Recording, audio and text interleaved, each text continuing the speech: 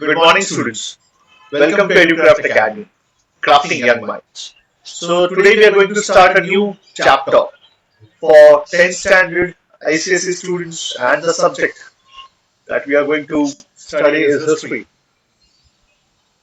This is chapter number 13 according to your textbook, and that is okay, there's some mistake, the Second World War from 1939 to 1945. Okay, and this is me presented by Zaid sir.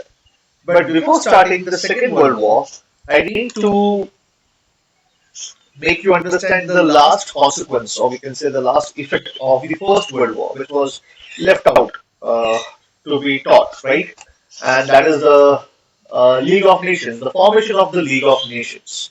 Right? ये वाला portion बाकी था अपना, ठीक है, and बहुत ही important है ये लीग ऑफ नेशंस, एंड इसका बहुत ही बड़ा योगदान है सेकेंड वर्ल्ड वॉर को होने में। ठीक है, सेकेंड वर्ल्ड वॉर होने में मतलब इसका बहुत ही ज्यादा कंट्रीब्यूशन है। ठीक है, लीग ऑफ नेशंस का, क्योंकि जब हम कॉजेस पढ़ेंगे सेकेंड वर्ल्ड वॉर के, the causes for World War Two, तो उसमें आएगा the failure of league of Nations. तो जब लीग ऑफ नेशंस बनेगा फर्स्ट वर्ल्ड वॉर में, ये WW1 में बनेगा, ठीक है, WW1 के एंड में इन 1919 1920 लेट अस से, right after treaty of Versailles, उसके बाद formation of the league of Nations.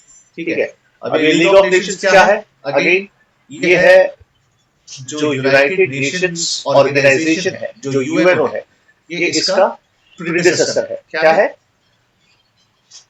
Predecessor. Predecessor समझते हैं आप लोग? पूर्वज है ना भाई? ये इसका क्या है? पूर्वज। ठीक है, ये इसका पूर्वज है। ओके, अब तो सर्टेन एक्सटेंट ये उसी की, मतलब यूएन जो बना है वो इसी के तर्ज पर बना है, मतलब इसी को ही बेस लेकर बनाया गया, राइट? ठीक है, तो चलिए शुरू करते हैं। लिखा है the formation of the league of Nations as mentioned above.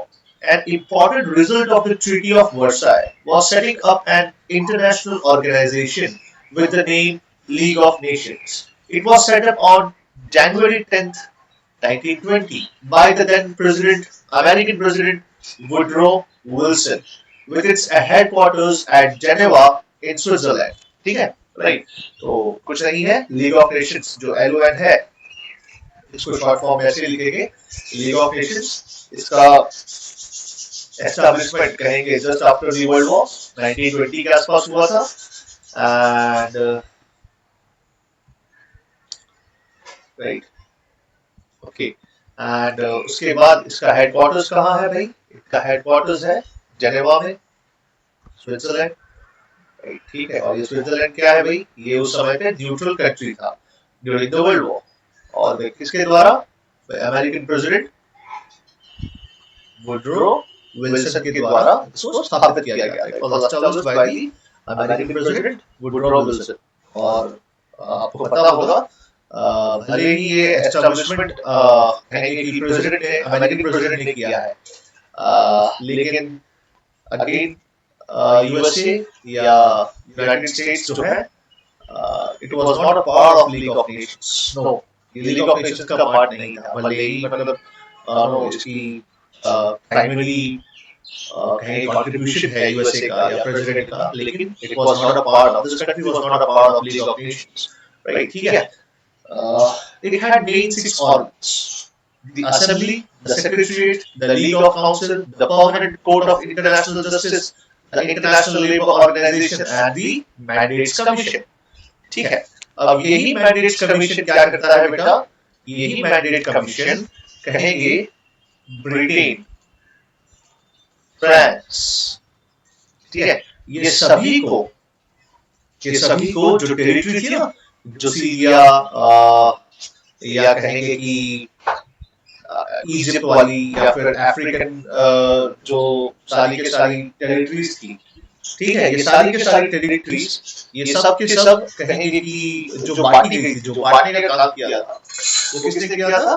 The mandates commission ने ही किया था, राइट? ठीक है, ओके, जस्ट अ मोमेंट।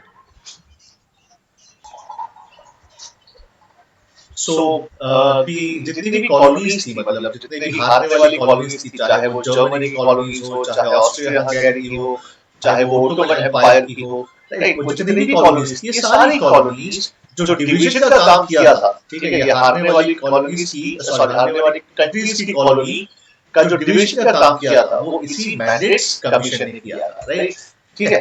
आगे देखते हैं objectives of the league of Nations. Objectives क्या है भाई? बस यही ऑब्जेक्टिव है, to achieve international peace and security and to prevent future war, right, और यही ऑब्जेक्टिव यूएन का भी है। आज यूएन जो है, इसका ऑब्जेक्टिव क्या है? यही है, इंटरनेशनल पीस भाई हमें मेंटेन करना है, सिक्योरिटी मेंटेन करनी है and to prevent future wars, यही मेंटेन करना है, राइट। लेकिन ये वाला, ये जो ऑब्जेक्टिव है, प्रिवेंट फ्यूचर वॉर्स, ये लीग ऑफ नेशंस अचीव नहीं कर पाया था। इसलिए तो क्या हुआ, वर्ल्ड वॉर 2 हो गया था भाई, right. And that is why हम लोग एक कारण पढ़ते हैं, और वो कारण क्या है? Failure of league of Nations, right, ठीक है। अब सेकंड देखते हैं इसके बाद, and future was by establishing international relations on the basis of justice and honor, to promote material and intellectual cooperation between nations of the world, so that men's life become happier, easier and nobler, वगैरह वगैरह, ठीक है। तो ये सारे उनके objectives हैं। Second क्या है इसके बाद? Third, to formulate plans for the reduction of national armament at lowest point consistent with national safety, right? तो आप देखे थे Second World, sorry, First world War का जो मेन कारण था, वो कारण क्या था? Armament race. अब यही आर्मामेंट रेस को हमें हमें क्या करना था? कंट्रोल करना था। तो यही लिखा है भाई, क्या है? लोवेस्ट पॉइंट पे लाइए इसको, राइट, ठीक है, ताकि नेशनल सेफ्टी तो बनी रहे। ओके, ठीक है। अब देखते हैं, to preserve the territorial integrity. अभी टेरिटोरियल इंटीग्रिटी क्या होती है? किसी को पता है टेरिटोरियल इंटीग्रिटी? राइट, जैसे आज फॉर एग्जांपल क्या है? India, India is facing what? India is facing Chinese aggression, right. तो हमारी जो टेरिटरी है, इंटीग्रिटी उसकी टूट गई है, मतलब वो इंटीग्रल नहीं है अब, राइट। जो हमारा टेरिटरी है, now it is not integral, ये टूट चुका है, राइट। तो यहाँ पर क्या है?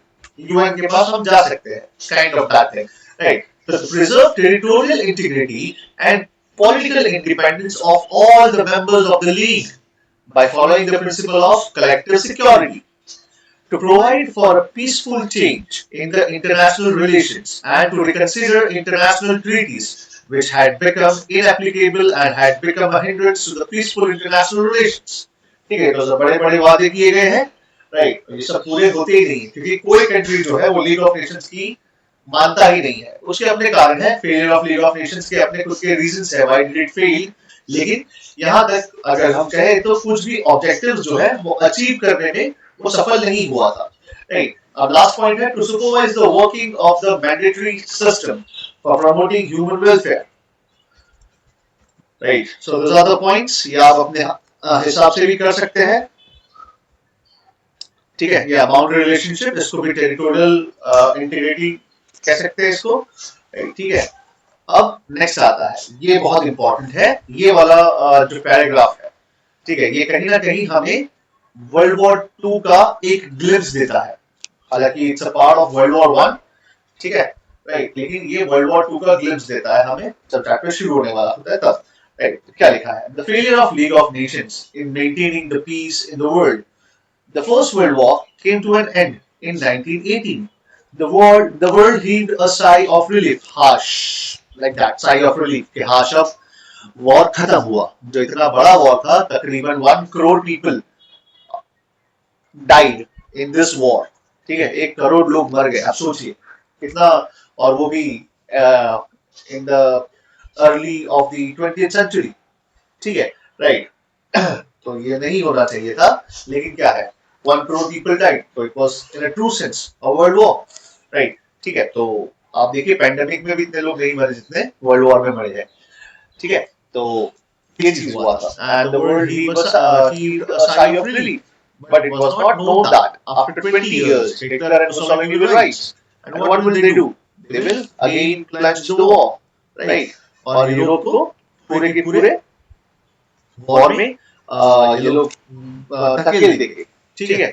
So, but it was not known that after 20 years there would be even another war, which would be more disastrous than the First World War. Right? The League of Nations failed to establish peace in the world. When Hitler came to the power in Germany, he refused to accept the Treaty of Versailles. ठीक है, तो पहला जब हम world War to का जब हम पहला रीजन पढ़ेंगे तो रीजन क्या था? The humiliating and the harsh treaty of Versailles. ठीक है, तो ये वर्साई की ट्रीटी थी, ये बहुत ही हार्श थी, बहुत ही बेइज्जत वाली थी। इट वाज अ ब्लॉट, ठीक है, ऑन द जर्मन कहेंगे कि जर्मन एम्पायर। ठीक है, so when Hitler came to the power in Germany, he refused to accept the Treaty of Versailles. He started the expansion of his empire, increased his military power. देखिए याद रखिएगा, है ना, जहां पर ट्रीटी ऑफ वर्साई के हिसाब से क्या था, जर्मन मिलिट्री कितनी करनी थी? 1 लाख तक करनी थी। इसके ऊपर कैप आ चुका था, है ना, कैप लगा दिया था कि भाई 1 लाख तक आर्मी रखेंगे, zero navy, zero air force. Right, now जब हिटलर आता है, ये आपका 12th चैप्टर है जो अभी मैंने नहीं सिखाया आपको, और मुझसे बड़ा मूर्ख कोई नहीं होगा कि मैंने आपको rise of fascism and rise of Nazism नहीं सिखाया in Germany and Italy respectively, just because I need to cover up the syllabus. That is why I didn't taught you the rise of Nazism and rise of fascism, the rise of Hitler and Benito Mussolini. All hail Hitler. ठीक है, and God please help me. ये नहीं सिखा पाया आपको just because we don't have time and I need to complete the syllabus. That's why. इसको मतलब कभी भी हिस्ट्री पढ़ाते हैं ना तो एक्चुअली क्या होता है कि क्रोनोलॉजी में जाना पड़ता है ना, इसके बाद ये, इसके बाद ये, इसके बाद ये, एंड मैं एक स्टेप भूल गया और मैं अभी गिरने वाला हूँ, मुझे पता है मैं गिरने वाला हूँ, बट क्या कर सकते हैं, ठीक है, स्कूल के हिसाब से चलना पड़ेगा। ओके, टाइम मिलेगा तो मैं आपको सिखा दूंगा 12th चैप्टर। ओके, निश्चित रहिए। अब आगे देखते हैं क्या लिखा है।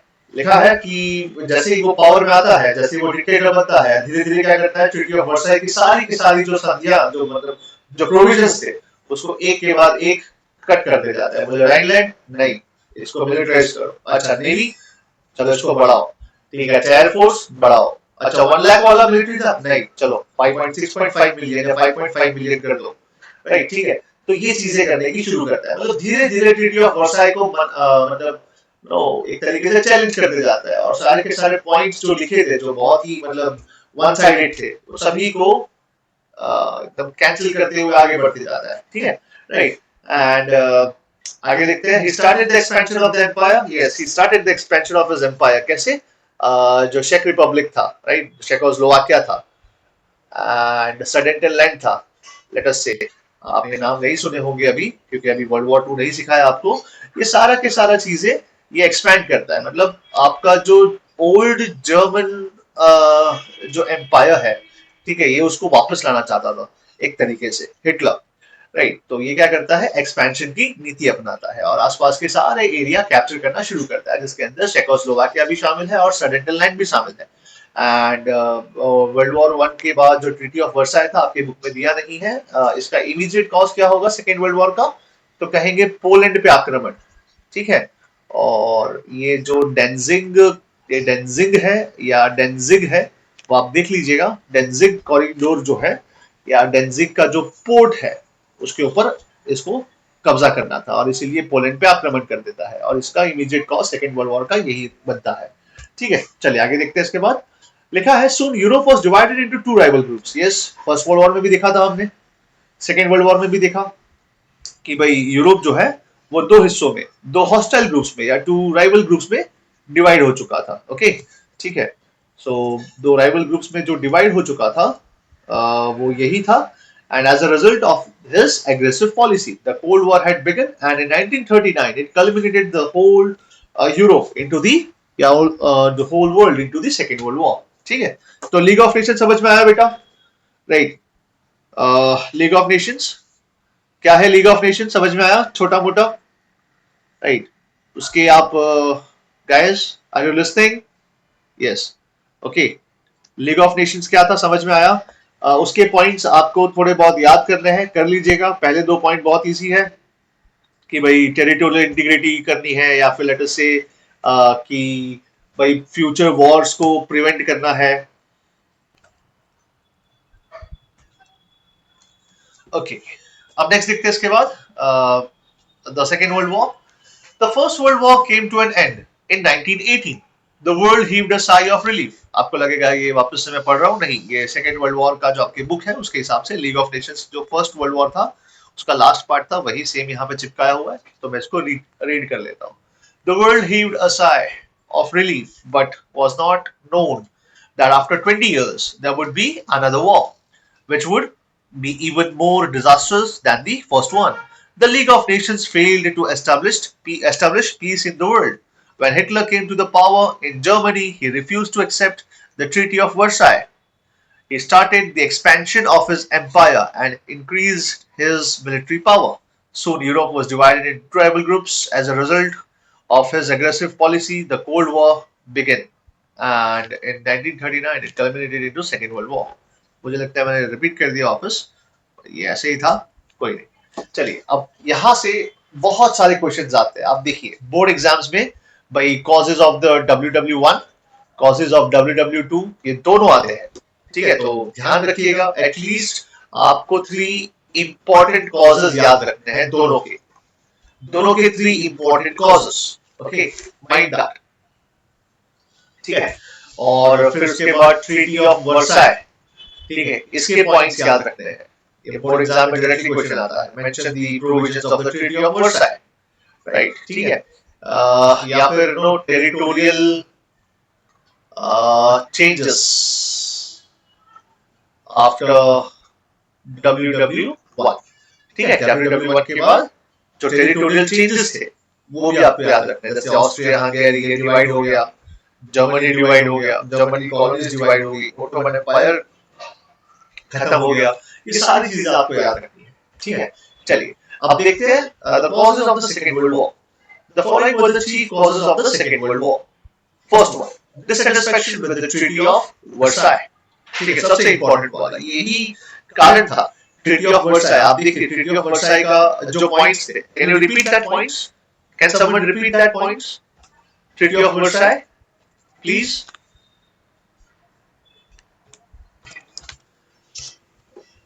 Causes of the Second World War, that is the following were the chief causes of the Second World War, that is the dissatisfaction with the Treaty of Versailles. The Treaty of Versailles, by which the First World War came to an end, was one-sided. Yes, it was one-sided. It was on the side of what? Britain and France, right? ठीक है, ये लोग ने तो बनाया था, provisions जो है मेनली ये लोग ने बनाया था, राइट। और ये वन-साइडेड था, जर्मनी का मतलब जर्मनी के लिए यहाँ पर एक तरीके से अन्याय था, right. It was very harsh, it was a dictated peace, है ना, right. And Germany was forced to sign it. Germany को फोर्स किया गया कि आपको ये साइन करना ही पड़ेगा। The defeated nations, especially Germany, had to cede many offered territories. Cede का मतलब क्या?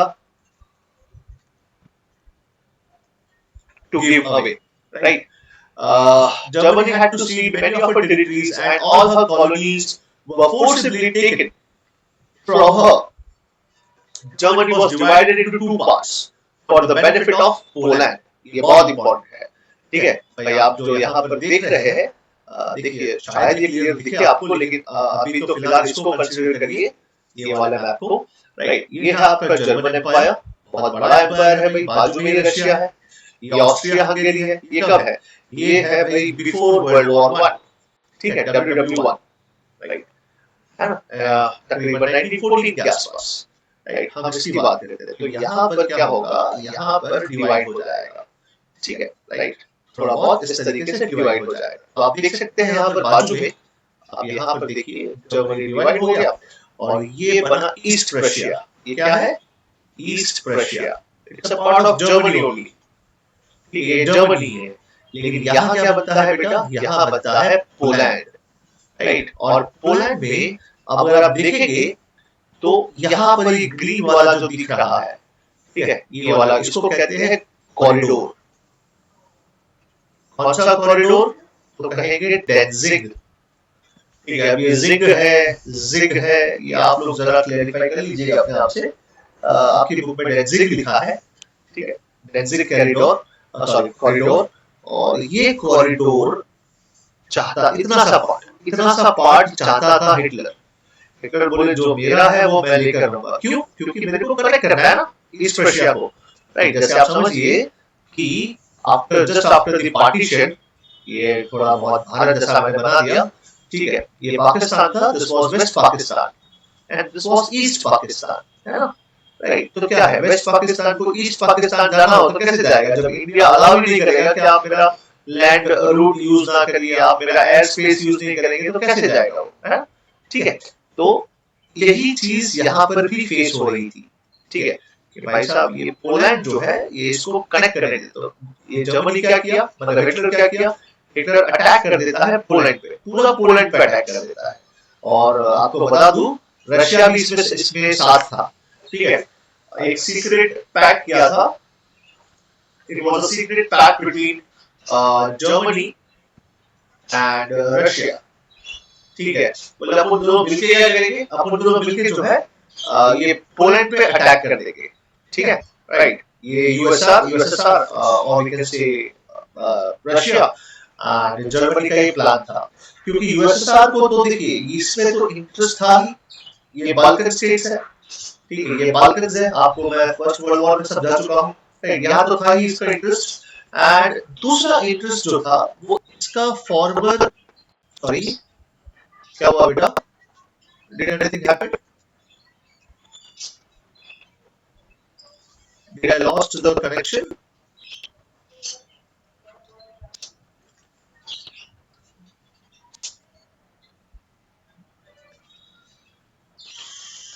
Did I lose the connection? देखिए, तो ये वाला पार्ट इसको हम कहते हैं बाल्टिक, तो कंफ्यूज मत होना, ये है बाल्कन,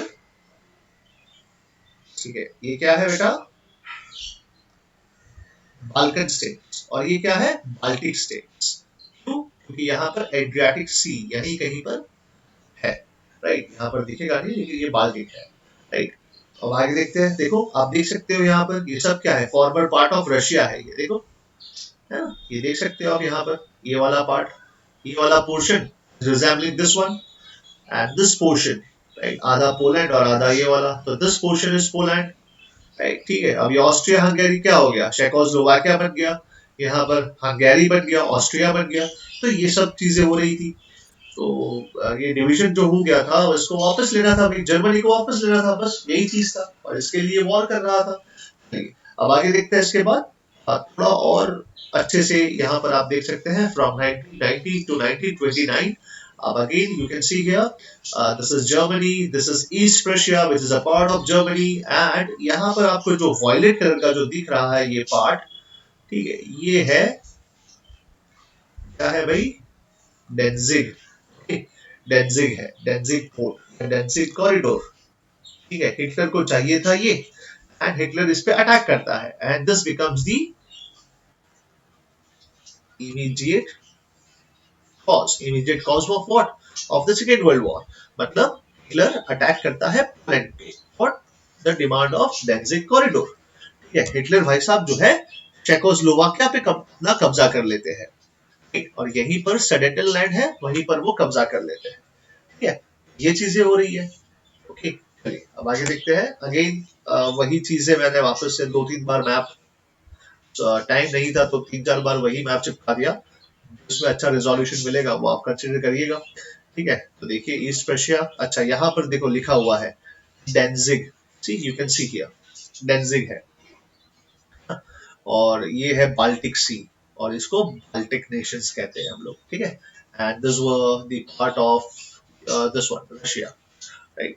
ठीक है, this are the part of Russia, formerly ये सब पार्ट थे रशिया के, आप देख सकते हैं यहाँ पर, ये रशिया से आप रिजेंबल कर सकते हैं, ठीक है? तो ये सारे के सारे रशिया के पार्ट थे, ये पोलैंड था ही नहीं, राइट? देखो पोलैंड कब बनता है, 1919 टू 9, सॉरी कहाँ गया, ये रहा 1918 में बनता है, राइट? 1918 में ये भी बनता है, ये भी बनता है, ये भी बनता है, तो सारे जो है स्टेट्स जो है या कंट्रीज जो है ये 1918 में ही बनते हैं, ठीक है? तो ये वर्ल्ड वॉर 1 के बाद होता है ये सब चीजें, लेकिन अब क्या है, अगेन वही चीज दोहराती है ट्रीटी ऑफ वर्साई में कि ट्रीटी ऑफ वर्साई बहुत ही हार्श था जर्मनी के लिए वगैरह वगैरह। ठीक है, राइट। चलिए आगे देखते हैं, इसके बाद पढ़ते हैं। सो समझ में आ गया, पोलैंड को डिवाइड कर दिया, सॉरी जर्मनी को डिवाइड क्यों किया था, right, for the benefit of Poland. आया समझ में, ये बहुत इंपॉर्टेंट है। ठीक है, जब तक आप मैप से समझोगे नहीं ना बेटा तब तक समझ में नहीं आएगा। मैप याद रहेगा, पोलैंड इधर ईस्ट प्रशिया है, इधर वेस्ट मतलब जर्मनी है, बीच में थोड़ा सा पोलैंड है, डेंजिग कॉरिडोर है, and that was the immediate cause, right? ठीक है।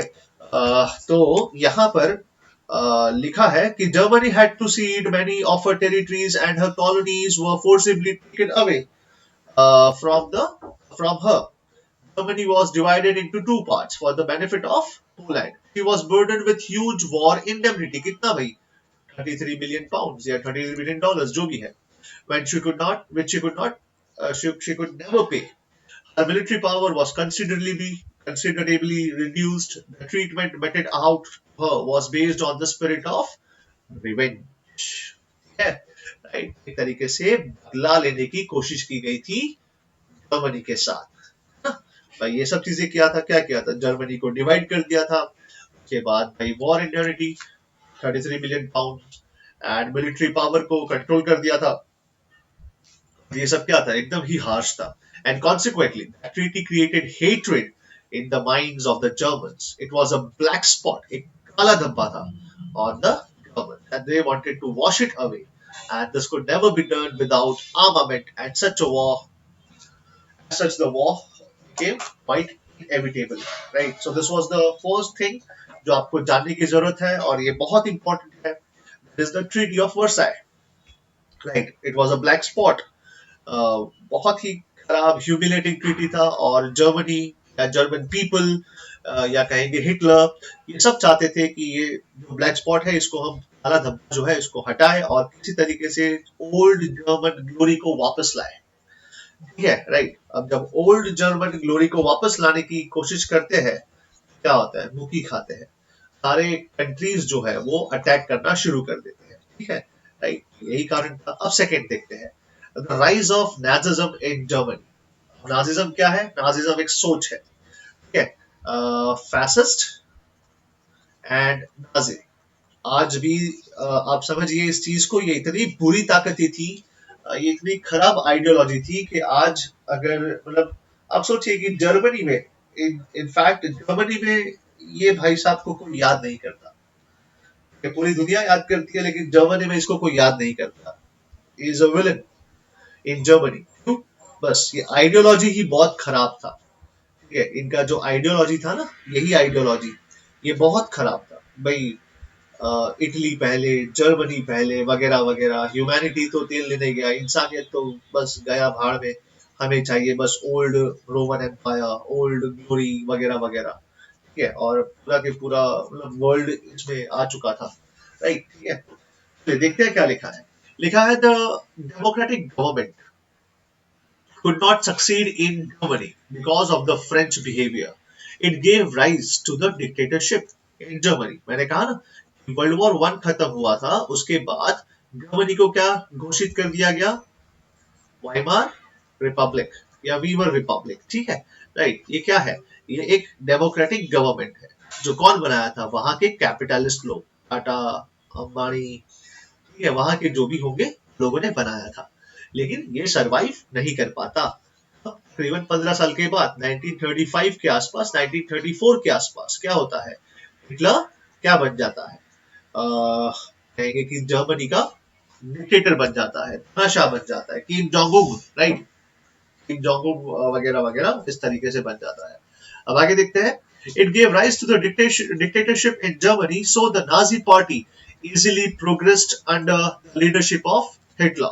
In 1934, he took all the powers in his own hands and became the dictator of Germany. और जैसे ही डिक्टेटर बनता है, जैसे ही उसको लगता है कि अब सत्ता मेरे हाथ में है, राइट, ठीक है, जर्मनी मेरे हाथ में है, जर्मनी के सारे पावर्स मेरे हाथ में है, अब वो क्या करता है, अब वो वापस से जो पुरानी ग्लोरी है वो वापस से लाने की कोशिश करता है। कैसे, देखिए, ट्रीटी ऑफ वर्साई उसको रिजेक्ट करता है, बोले मैं मानता ही नहीं हूँ ट्रीटी ऑफ वर्साई, ये बहुत ही ह्यूमिलेटिंग ट्रीटी था। उसके बाद लिखता है इंक्रीज हिज मिलिट्री पावर है, मिलिट्री पावर बढ़ाता है ना। धीरे धीरे जो ट्रीटी ऑफ वर्साइक में जो भी नेगेटिव या जो भी जर्मनी के खिलाफ या जर्मनी के साथ जो अन्याय किया गया था, ये हिटलर कहीं ना कहीं उसको न्याय की तरफ लेकर जाता है, right. Treaty of Versailles and increase his military power, he fortified Rhineland. आ गया, राइनलैंड को क्या करता है, जो डीमिलिटराइज करना था, ठीक है, उसको वापस रीमिलिटराइज करता है, उसके आसपास फोर्टिफिकेशंस बनाता है। फोर्टिफिकेशन समझ रहे हो आप लोग क्या है, राइट। इसको मेरे को ऑफ द रिकॉर्ड समझाना पड़ेगा आपको। ऑफ द रिकॉर्ड समझाना मतलब इसको पॉज करना पड़ेगा।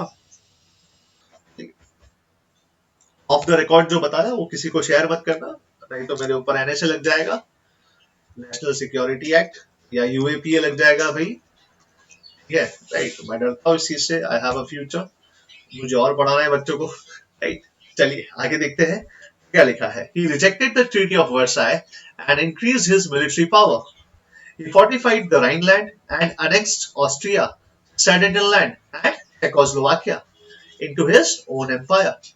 ठीक है, राइट। और यहीं पर क्या होता है, यहीं पर लीग ऑफ नेशंस का फेलियर होता है। लीग ऑफ नेशंस इसको रोक नहीं पाते, एंड ऊपर से the policy of appeasement that was adopted by Neville Chamberlain, थे उस समय के ब्रिटिश प्राइम मिनिस्टर थे, ठीक है। The policy of appeasement, Munich pact करवाते हैं। क्या करवाते हैं, म्यूनिक पैक्ट, ये जगह है म्यूनिक, स्विट्जरलैंड में एक जगह है म्यूनिक, वहां पर बुलाते हैं ब्रिटेन के जो प्रधानमंत्री है नेविल चैम्बरलेन, राइट, इसको बुलाते हैं, और इसको भी बुलाते हैं, हिटलर को भी बुलाते हैं एंड मुसोलिनी को भी बुलाते हैं। बोले भाई चाहते क्या हो बता दो, ठीक है। ब्रिटेन और फ्रांस ये मानते थे कि हाँ भाई थोड़ा बहुत हमने थोड़ा बहुत इनके ऊपर अन्याय कर दिया है, जो इनका बखूबी इनका है इनको लेने दो, राइट, ठीक है। लेकिन बात करके सुलझाना चाहते थे। तुमको क्या चाहिए, तुमको चाहिए सडेटलैंड, दिया। तुमको चाहिए चेकोस्लोवाकिया, दिया। लेकिन यार वॉर मत करो, क्योंकि यूरोप ऑलरेडी एक वर्ल्ड वॉर झेल चुका था। अब जैसे ही वॉर की बात आती ना, तो पूरा यूरोप ऐसा थतर जाता, अरे यार फिर से वर्ल्ड वॉर होगा, नहीं, है ना, kind of that thing, right. ठीक है, तो ये नहीं चाहते थे, एंड इसीलिए जब हिटलर ये सब चीजें करता है कि राइनलैंड को मिलिटराइज कर रहा है, अपना मिलिट्री बढ़ा रहा है, नेवी बढ़ा रहा है, नेवी में ऐसा माना जाता है, ऐसा कहा जाता है, नेवी में ऐसा कहा जाता है कि 35% नेवी ब्रिटेन के मुकाबले जर्मनी 35% रख सकता था उस समय पे। अगर मतलब 100 बोट्स अगर ब्रिटेन के पास है, फिर जर्मनी के पास 35 होगी, ऐसा। लेकिन हिटलर इसको भी नहीं मानता, इसको वापस चैलेंज करता है, राइट। ठीक है, तो ये सब चीजें होती है। देखते आगे क्या लिखा है। लिखा है by 1934 he took all the powers into his own hands and became the dictator of Germany. He rejected the Treaty of Versailles and increased his military power, fortified the Rhineland and annexed Austria and Sudetenland and Czechoslovakia, etc. into his own empire. He wanted to regain the old glory and prestige of Germany.